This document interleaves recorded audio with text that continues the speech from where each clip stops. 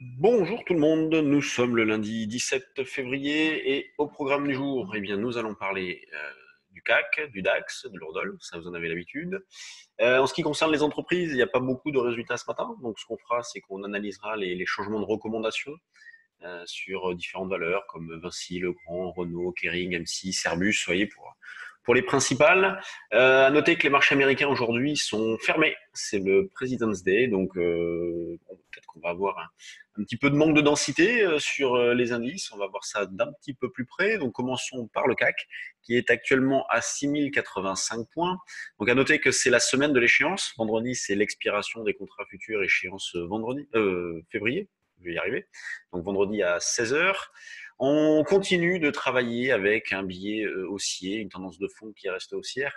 Et ce que l'on indique à nos clients ce matin, et puis je vous en ai mis un petit bout sur Twitter, c'est que le ou les marchés résistent bien et conservent de fortes probabilités de rebond. Ils ne se sont jamais suffisamment fragilisés pour déclencher un mini-effet systémique à la vente. Pourtant, la situation sur le coronavirus est loin d'être claire. Donc là, le décor est planté. On se pose toujours énormément de questions quant à l'évolution de la situation en Chine et même d'une manière générale du coronavirus.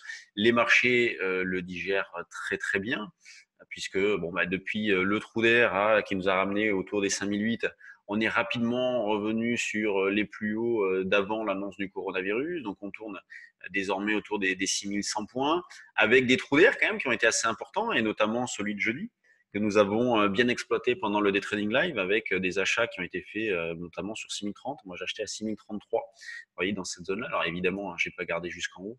J'ai fait mon boulot d'allègement sur différents niveaux de prix.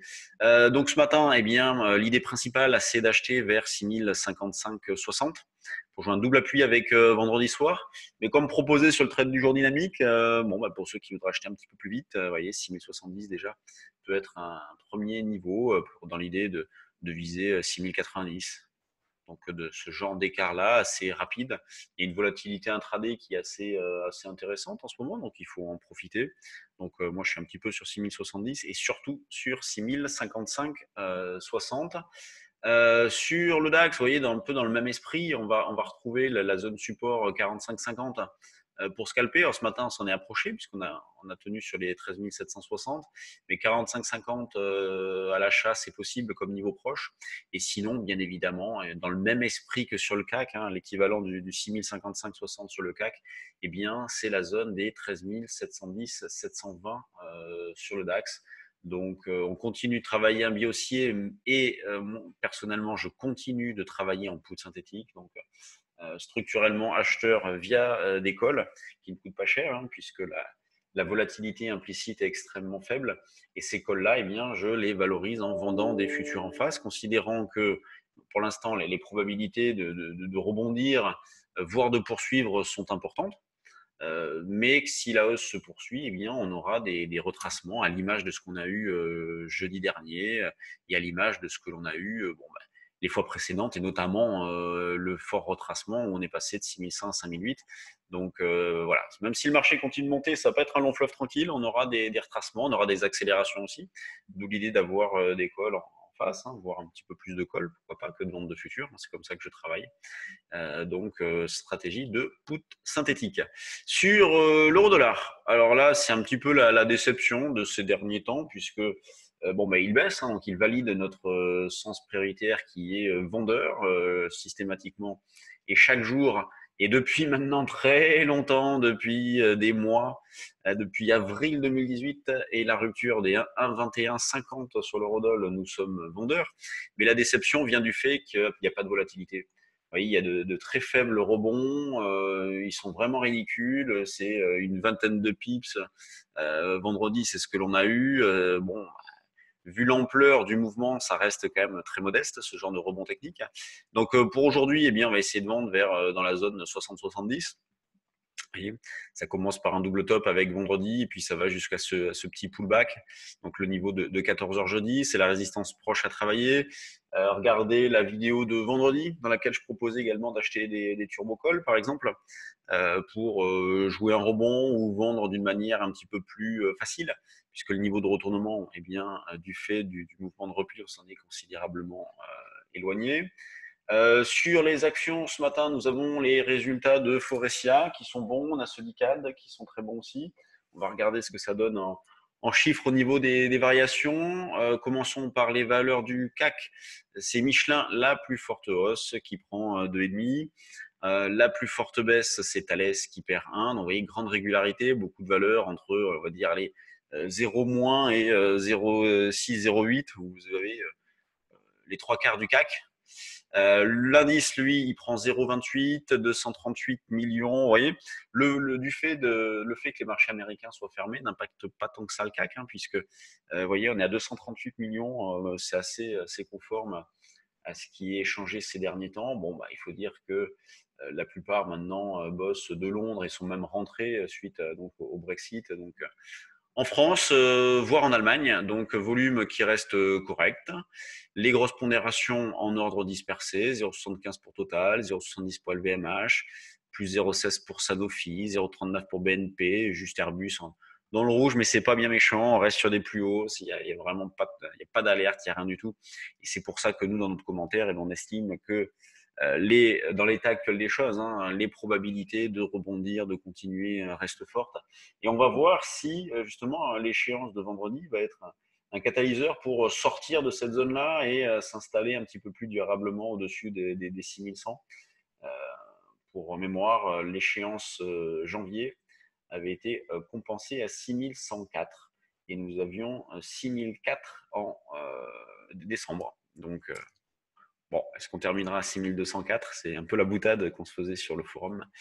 Donc, affaire à suivre. Réponse vendredi à 16 h pour l'échéance. Oui, je vous disais au niveau des recommandations, de l'évolution des recommandations. Donc, ce matin, on a la Soggen qui abaisse son conseil sur Vinci à acheter contre conserver, de achat conservé, et qui relève son objectif de prix. Petit reco sur Legrand de la part de Chevreux qui relève sa recommandation de conserver à acheter. Donc là, relèvement. Renault, Deutsche Bank qui ramène son cours cible à 45 € contre 50 €.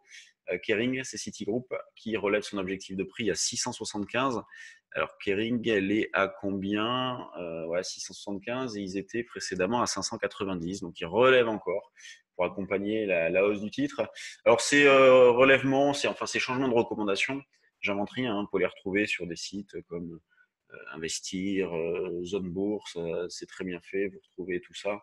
Mais c'était voilà, pour en parler un petit peu, se tenir au courant de ce qui se passe sur les actions.